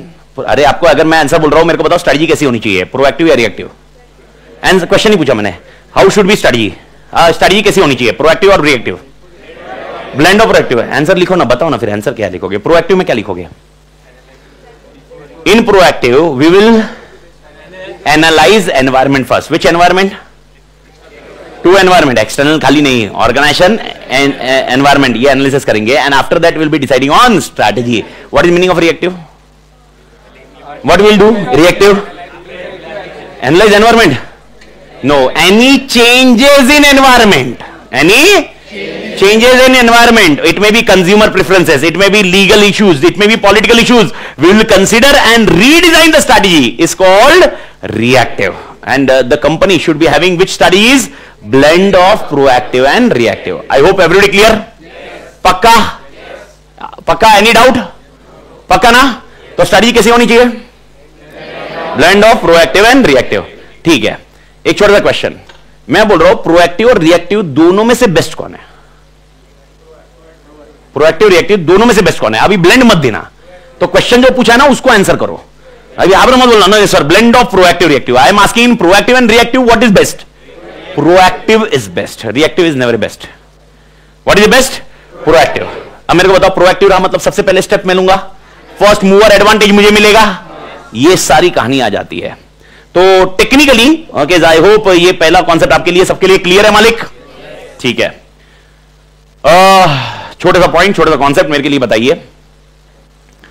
Proactive reactive okay we can understand and we can close it out on that basis. जब मैं strategic management बोल रहा हूं ओके या मैं स्ट्रैटेजी की बात कर रहा हूं, एक लाइन याद रख लेना, strategy can never be flawless. क्या बोला मैंने? स्ट्रैटेजी कैन नेवर बी, यानी स्ट्रैटेजी में कमियां कभी होगी नहीं, ऐसा है ही नहीं। स्ट्रैटेजी आपने डिसाइड की है, पर क्या स्ट्रैटेजी फेल हो सकती है? यस। स्ट्रैटेजी में भी एग्जांपल अपन ने अभी एग्जांपल डिस्कस किया, मैंने बताया ईएस चालू करूंगा और रात को न्यूज आई ईएस निकल गया, तो टेक्निकली स्ट्रैटेजी में fail. Strategy can never be flawless, ये याद रखिए। स्ट्रैटेजी मतलब जब हम स्ट्रैटेजी की बात करते हैं, स्ट्रैटेजी में हमें मैनेजमेंट की जरूरत है। मैनेजमेंट मतलब पर्सन। स्ट्रैटेजी तो डिसाइड करना एक काफी है, लेकिन हमें एक पर्सन चाहिए जो रिस्पॉन्सिबल होना चाहिए। वो क्यों होना चाहिए? अब भले स्ट्रैटेजिक मैनेजमेंट फॉलो करो, लेकिन you require a one particular person who will be very intelligent और entrepreneur skills, who will be ensuring that strategy remains accurate और correct. The reason is simple okay, who will understand the environment में changes हुआ है and need to be adapted. तो अगर environment में changes हुआ है और इमीडिएटली स्ट्रैटेजी में चेंज करना है, कौन डिसाइड करेगा? अच्छा मेरे को बताओ रिएक्टिव का मतलब क्या था? रिएक्टिव का मतलब क्या था? चेंजेस कहां पर? चेंजेस कहां पर? एनवायरमेंट में। चेंजेस कहां पर? एनवायरमेंट में। आई होप ये क्लियर है मालिक? वापस आवाज नहीं आ रही। चेंजेस एनवायरमेंट में चेंजेस होंगे। एनवायरमेंट में चेंजेस हुआ तो क्या हमें अडेप्ट करना पड़ेगा? क्या अपने आप अडेप्ट होगा या कोई पर्सन होगा जो अडेप्ट करवाएगा? इसीलिए याद रखना strategy is never a substitute. कान खुले, strategy is for sound management, for sound management. यानी आप बोलोगे मेरे पास बहुत बेहतरीन स्ट्रैटेजी है, डोंट वरी मैं तो सक्सेसफुल होऊंगा, लेकिन अगर चेंजेस आ गया तो उसको अपडेट कौन करेगा? उसको चेंज कौन करेगा? That is called management. तो दो लाइन आप ध्यान रखना। पहला point, strategy can never be flawless, यानी स्ट्रैटेजी में फ्लॉ नहीं होगा। फ्लॉलेस बोला मैंने, strategy can never be flawless. English को पकड़ो, strategy can never B, what does it mean? मतलब फ्लॉ हो सकता है, फ्लॉ हो सकता है मतलब स्ट्रैटेजी में फेल हो सकती है ना। And second okay, strategy is not a substitute for sound management, alert management, responsible management. यानी आपको स्ट्रैटेजी कितनी भी बेहतर रही, स्ट्रैटेजी कितनी भी बेस्ट रही, आपको कौन चाहिए? साउंड मैनेजमेंट, अलर्ट मैनेजमेंट, तोड़ मैनेजमेंट। आई होप एवरीबॉडी क्लियर मालिक? तो दो चीज कभी भी याद रखना है, एमसीक्यू के लिए मैटर करेगा। पहला पॉइंट एमसीक्यू के लिए, strategy can be flawless, correct और इनकरेक्ट? करेक्ट या incorrect? Strategy can be flawless. What is meaning of flawless? पहले तो यही समझा है क्या?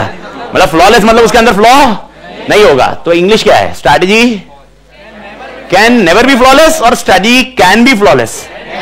Can never be flawless. Everybody clear? इसको ध्यान रखना। Strategy can replace the management, alert management, falls. Strategy can never replace alert management. आपको अलर्ट मैनेजमेंट की जरूरत ही पड़ने वाली रहेगी। भारत माता की जय। छिपा मलिक। तो पहला स्ट्रक्चर अपन क्लोज कर सकते हैं। तो सबसे पहले मेरे को एसएम का डेफिनेशन बताइए, आराम से कुछ चैप्टर 1 का कंटेंट है, आराम से फ्लो करिए। चैप्टर 1 का कंटेंट है। पहला एसएम का डेफिनेशन, मैनेजरल प्रोसेस ऑफ क्या? अच्छा याद ही नहीं है। Of developing vision, mission, goals and objectives. इसको थोड़ा सा मॉडिफाई करेंगे अपन जब आंसर के पॉइंट पे जाएंगे, लेकिन लॉजिक याद रखना। Developing vision, mission, goals and objectives. Second, analysis, organisation and environment. Third, formulating strategy, implementing strategy, evaluating and taking corrective actions. ये जो मैंने आपको समझाया ये एक्चुअली डेफिनेशन ऑफ एसएम है, लेकिन अपनी इंस्टीट्यूट ने इसको थोड़ा सा ट्विस्ट करके किया हुआ है। तो इंस्टीट्यूट ने कैसे किया हुआ है ध्यान दीजिए। आत्मा इधर, मेरे पास एसएम का definition, it is a managerial process. मैं वापस बोल रहा हूं, जो मैंने आपको D1 बताया था या मैं अभी बता रहा हूं, मैं बता चुका हूं या अभी आपने रिपीट किया है, दिस इज रिक्वायर्ड, इसको भूलना नहीं है। लेकिन डेफिनेशन के लिए अपने को कुछ चीजें और ध्यान रखनी पड़ेगी। SM, it is a of developing vision, mission नहीं है। सेकेंड, सेटिंग ऑब्जेक्टिव्स, यानी इंस्टेड ऑफ एनालिसिस इन्होंने डेफिनेशन में क्या डाल दिया? Setting objectives. एनालिसिस नहीं बोला इन्होंने। तो पर technically it is dream now कि ऑब्जेक्टिव कैसे सेट करेंगे? By based on analysis. तो second point, setting objectives. Third point क्या नाम था? Formulating strategy. इधर नाम दिया है crafting strategy. Crafting strategy. I hope clear है मलिक। और उसके बाद उसको क्या करने का? Implement, evaluate and corrective actions. आगे की कहानी सेम है। तो अगर मैं डेफिनेशन बोलूं तो डेफिनेशन में थोड़ा सा ट्विस्ट है, एंड अगर मैं एसएम के स्टेजेस बोलूंगा तो उसका जो मैंने आपको आंसर समझाया वो आपके लिए आंसर रहेगा चैप्टर 5 में। तो अभी अपन, क्योंकि चैप्टर 1 का मेरे को कॉन्सेप्ट करवाना है, तो एक आंसर को अपन लिख लेते हैं। तो पहला आंसर अपन जो क्लोज करेंगे लिखने के लिए, और टेक्स्ट बुक का कहीं पर भी आप कॉन्सेप्ट मत रखिए, ओके। यानी अगर आपको पढ़ने को टाइम है आप पढ़ते रहिए, ओके, आप अपने हिसाब से करते रहिए। आपको करना है तो मैं आपको सारा का सारा फ्लो कराऊंगा, सारा का सारा टेक्स्ट बुक का फ्लो पूरा कंटेंट हो जाएगा। वॉल्यूम 2 पूरा क्लास में खत्म हो जाएगा, और वॉल्यूम 3 वॉल्यूम 3 क्या है अपनी? वॉल्यूम 3 क्या है? कंपाइलर। मालूम है ना? अच्छा, 3 वॉल्यूम मालूम है कि नहीं मालूम है? 3 वॉल्यूम का रोज कौन सी वॉल्यूम लानी है? जैसे ही एक चैप्टर खत्म होगा मैं बोलूंगा अभी ये चैप्टर एंड हुआ है, अगले दिन कंपाइलर नहीं, वॉल्यूम 2। अगले दिन कंपाइलर नहीं, वॉल्यूम 1 भी नहीं। वॉल्यूम 1 तुमको आंसर दिखना रहा तो आप, अदरवाइज आप रिवाइज करने के बाद डायरेक्टली इधर आने का, डिस्कशन करने का, काम खत्म। Everybody clear? और उसके बाद वॉल्यूम 3 मैं आपको बताते जाऊंगा। अब जैसे अभी एग्जांपल है, ओके, आप यहां पर आइए, एग्जांपल बता रहा हूं मैं, एग्जांपल समझा रहा हूं, एक थोड़ा सा मॉडल को समझिए मेरे, क्योंकि ये थियरी है। आप जो सुबह बैठ रहे होगे वो प्रैक्टिकल है, या आफ्टरनून में बैठ रहे हो वो प्रैक्टिकल है। उसमें नो नोटबुक कॉन्सेप्ट थोड़ा अलग रहेगा। उसका नो नोटबुक कॉन्सेप्ट सिंपल है, क्योंकि इधर क्वेश्चन दिया है अपने को सॉल्व करना है, इधर मेरे को कैसे रिवाइज करना है वो आप मेरे हिसाब से समझिए। एक बार ट्यूनिंग आने दीजिए। ट्यूनिंग मतलब understanding about this particular point. अभी जैसे पेज नंबर 1.1 मिल रहा है सबको, तो 1.1 पे आपको कंटेंट मिला, 1.2 पे भी आपको कंटेंट मिला क्या मालिक? अभी यहां पर मैं इसको कुछ डिस्कस नहीं कर रहा हूं आज, ये मेरा काम अभी, मेरा हाल फिलहाल डिस्कशन नहीं है। तो इसका मतलब मैं ये डीम नहीं कि आपने रीड करना है, आपको रीड करना है, आप कर लीजिए, कॉन्टेक्स्ट है भाई, स्ट्रैटेजी मैनेजमेंट का डेफिनेशन है। लेकिन जिस दिन मैं इस फ्लो में आऊंगा उस दिन मैं ही कराऊंगा, ओके। और चैप्टर वाइज सब कुछ स्ट्रक्चर अपने आप फ्लो में बैठेगा। तो राइट नाउ चैप्टर 1 में से मेरे को एक कॉन्सेप्ट चाहिए जो मैंने आपको ऑलरेडी समझा दिया है।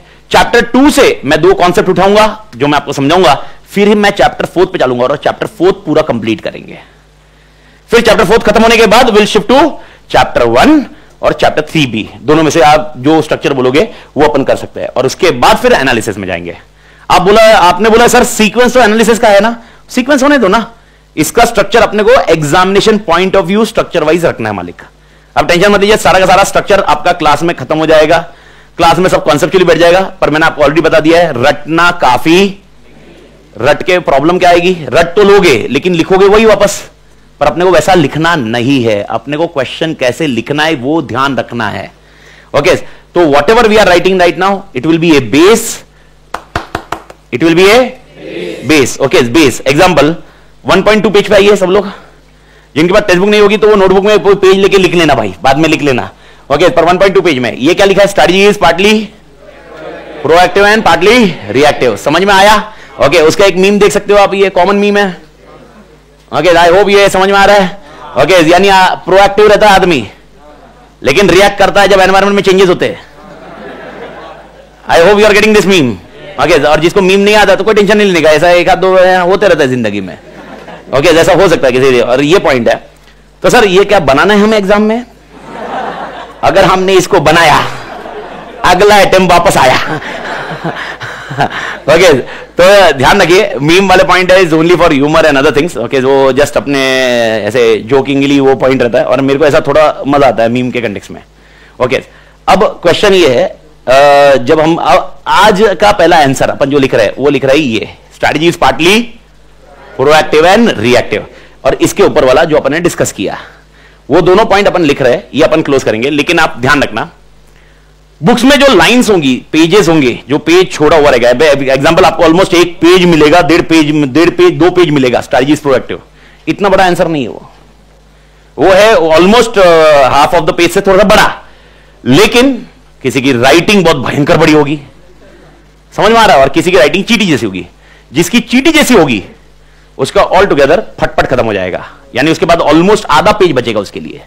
यानी जब मैंने पेज खाली छोड़े हैं तो मैंने, देखो प्रैक्टिकल में किसी की भी राइटिंग कैसी भी रही तो उसका आंसर वैसे ही बनता है, थियरी में वैसा नहीं हो सकता ना। थियरी में लिखने का एक लाइन में कोई 10 वर्ड लिख सकता है और एक लाइन में 4 वर्ड में भी खत्म कर सकता है।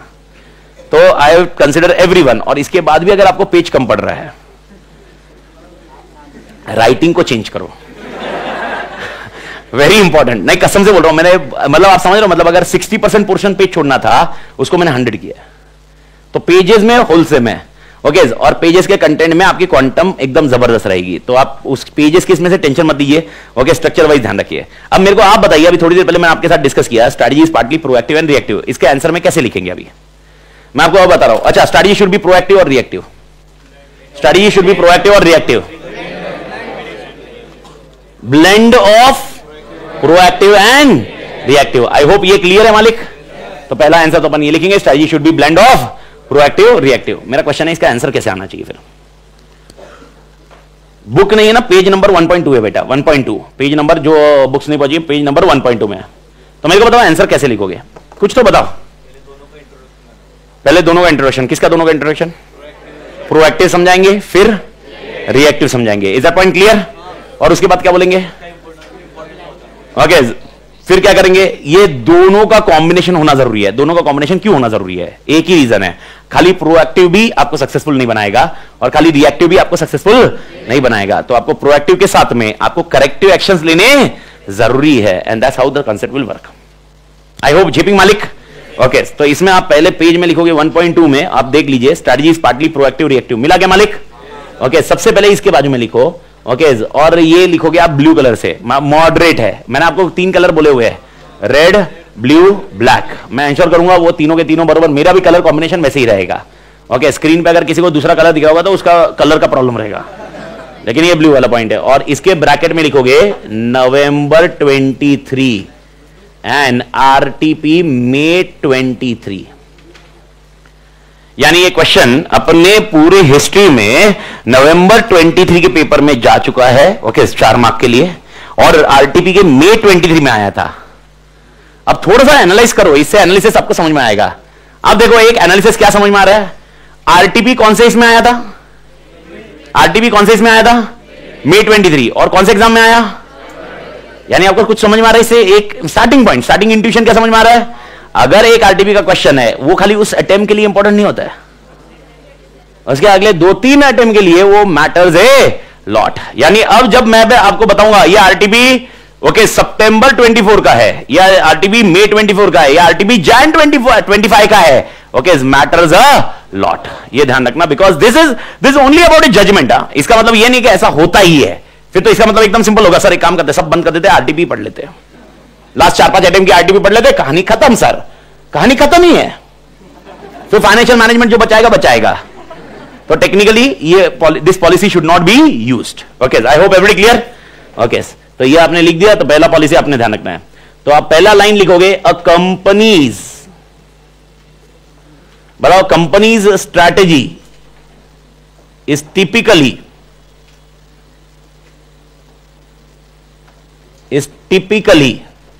a blend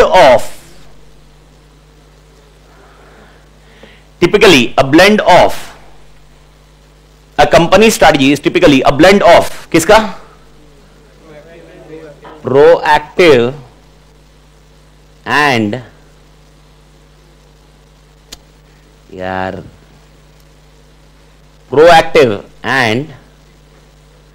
reactive actions. Word देखो, एक्शंस लिया है, proactive and reactive actions. Next line क्या समझाऊंगा अभी? नेक्स्ट लाइन किसको समझाऊं? प्रोएक्टिव। ओके, पैराग्राफ चेंज करो, प्रोएक्टिव में केस स्टडी आया तो इसको कैसे लिखना है 10 मिनट के बाद बात करेंगे। 10 मिनट मतलब कल वाले में बात करेंगे, 10 मिनट के बाद मतलब विनोद सर आ जाएंगे। ओके, प्रोएक्टिव बताइए, प्रोएक्टिव मतलब क्या? Proactive dash in proactive strategy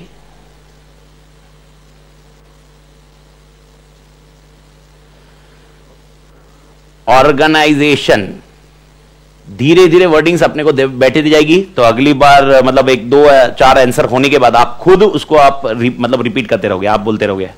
तो अभी ये इसमें बोलो, in proactive study organization will, okay, organization will analyse possible,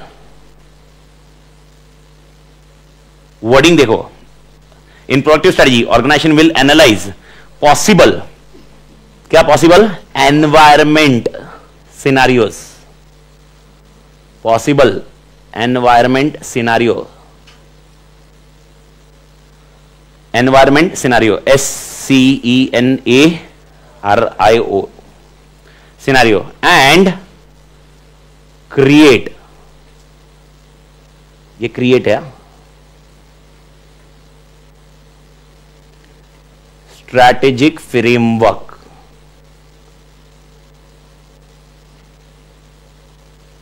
strategic framework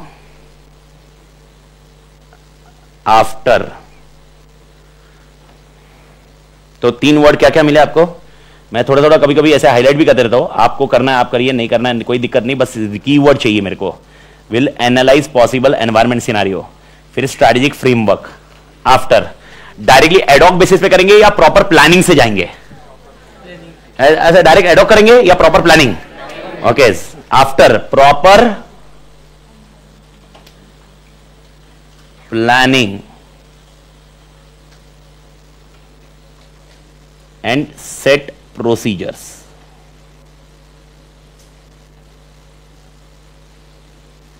set procedures, set procedures इन। तो ये और एक वर्ड आ गया, प्लानिंग एंड सेट प्रोसीजर्स इन। एक वर्ड आपने सुना होगा, प्री डिटरमाइंड मैनर, सुना है? What is pre determined? पहले से, इन pre determined manner, that's it your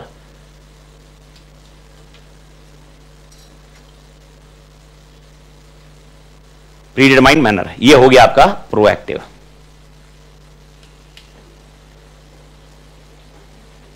I hope जी पाई मालिक, ठीक है। अब मेरे को बताओ कौन सा और एक ऑप्शन लिखना है अपने को, रिएक्टिव। तो रिएक्टिव की पहली लाइन क्या लिखोगे? क्यों रिएक्ट करना है, क्यों रिएक्ट, क्यों वापस क्या करना है? तो टेक्निकली पहली लाइन आपको ऐसी लिखनी होगी, अपन ने जो इंटरनल एक्सटर्नल एनालिसिस किया होगा, क्या वो एग्जैक्टली वैसे ही वर्क करेगा जैसे किया है? नहीं, पहली लाइन ही आपको लिखनी होगी। क्यों नहीं करेगा? दूसरी लाइन वो लिखनी होगी कि एनवायरमेंट कैसा है, डायनामिक, दूसरी लाइन आप लिखोगे। इसीलिए एनवायरमेंट में चेंजेस जो होते रहेंगे, क्या उसको अडेप्ट करना पड़ेगा? तीसरा, अडेप्टिंग सिचुएशन करना पड़ेगा। क्या करना पड़ेगा? अडेप्टिंग। एंड चौथा पॉइंट आप लिखोगे, ये अडेप्टिंग सिचुएशन को ही हम कौन सी स्ट्रेटजी बोलते हैं? रिएक्टिव। आई होप ये पैराग्राफ क्लियर है। तो पहला पॉइंट, ओके, रिएक्टिव स्टडी में, in reality no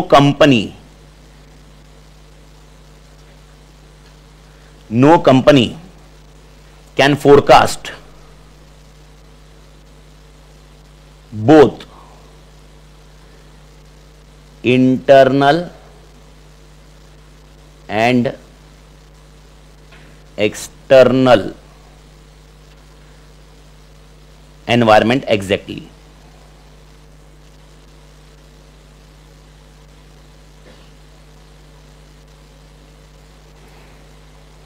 In reality, no company can forecast both internal and external environment exactly. ये वर्ड याद रखने का, exactly. Everything cannot be planned in advance.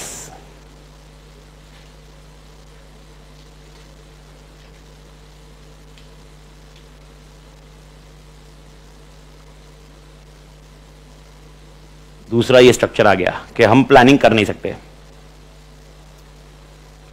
अब आप लिखोगे चेंजेस किस में होते हैं? इट इज नॉट पॉसिबल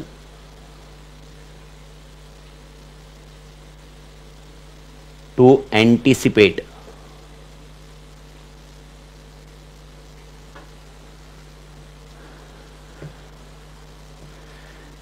मतलब प्रेडिक्ट करना, प्रीडिटरमाइंड मैनर है ना वो context. It is not possible to anticipate consumer behaviour. मैं इसके आगे लिखते जा रहा हूं, आप उसके नीचे लिखना, वो लाइन चाहिए आपके हिसाब से लिखते रहना, आपकी बुक है। Consumer behaviour, rival firms, rival firms मतलब कॉम्पिटिटर, आप उसको कॉम्पिटिटर भी लिख सकते हो, कोई दिक्कत नहीं है। राइवल भी बोलते हैं, कॉम्पिटिटर भी बोलते हैं। राइवल फर्म्स, कंज्यूमर बिहेवियर हो गया ना, राइवल फर्म्स और इवॉल्विंग टेक्नोलॉजीज एक्सेट्रा।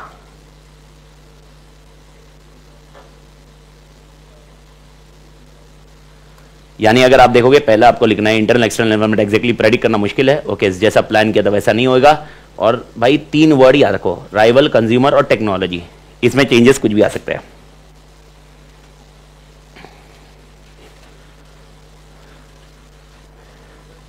डन ये पॉइंट। इसमें चेंजेस कभी कोई भी आ सकते हैं। दिख रहा है क्या ये? चेंजेस कभी भी आ सकते हैं। अब रिएक्टिव को लास्ट लाइन से कंक्लूड करो। Therefore, there will be difference between what is anticipated and what actually happens. Therefore,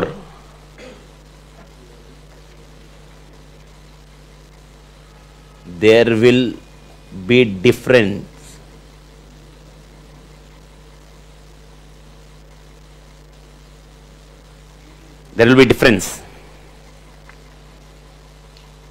between,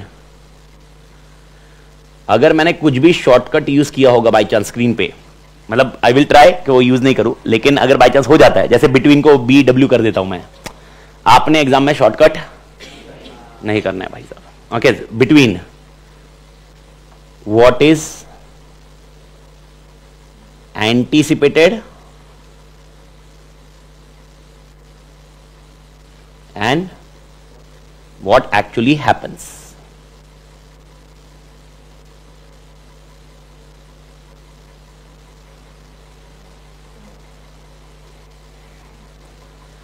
and last line बताओ इसमें फिर रिएक्टिव को। तो इसका मतलब डिफरेंस आ गया। तो मैंने क्या करना चाहिए मेरी स्ट्रैटेजी को?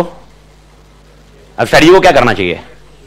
चेंज करना चाहिए ना। चेंज के वर्ड और एक वर्ड चेंज को वर्ड को एडॉप्ट कर सकते हो आप वर्ड, या तो और एक कर सकते हो modified. Either of it, redesign can be there. तो लास्ट लाइन रिएक्टिव में डाल दीजिए, strategies need to be modified और चेंज और एडॉप्ट और रीडिजाइन। कुछ भी लिख सकते हो, एक ही वर्ड लिखो, तीनों मत लिखो। स्ट्रैटेजीज नीड टू बी, ऊपर करो इसको, अभी स्क्रीन पर चलेगा नहीं? ये हो गया ना इतना। Strategy need to be modified in the light of environment changes.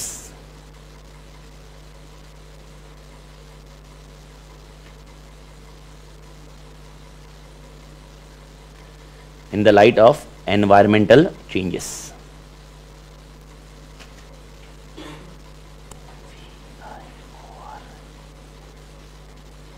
I hope झेपा मालिक एवरीबडी।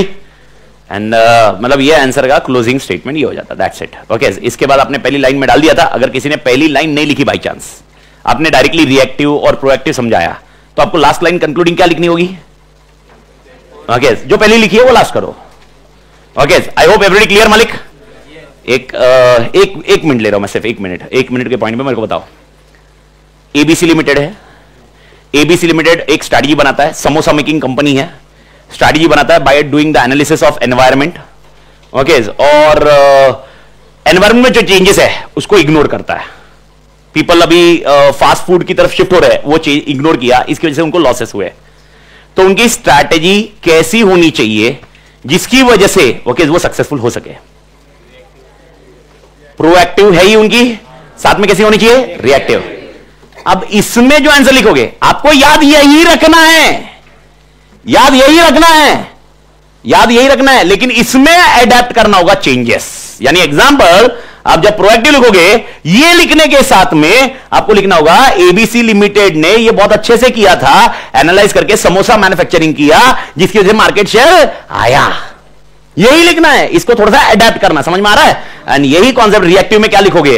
रिएक्टिव में जैसे ही एंड होगा, इसके पॉइंट पे, ये जो लास्ट वाली एंड की है, इसकी बेसिस पे ही आपको लिखना होगा कि एबीसी लिमिटेड की कमी क्या रह गई? दे डिडंट अंडरस्टूड और changes in consumer behaviour. And इसके लिए एबीसी लिमिटेड की गलती किधर है? कि उनकी स्टडी कैसी है? खाली प्रोएक्टिव, बट क्या नहीं है? रिएक्टिव। आई होप ये समझ में आ रहा है Malik everybody. Okay, see you tomorrow. Hasta la vista. Hasta la vista मतलब बाय। और ये आप फिल कर देना 1.2 में। ये वाला आंसर क्या है? In large organisation strategies are formulated at which level? 3 levels. कौन से 3 level? Corporate level, business level, functional level. Everybody clear? तोड़ मालिक।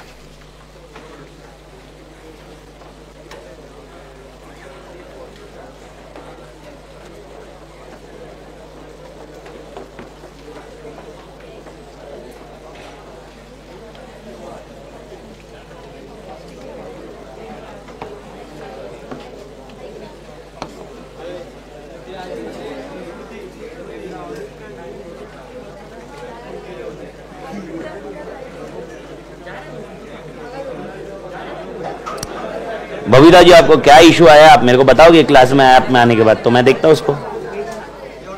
मेरे को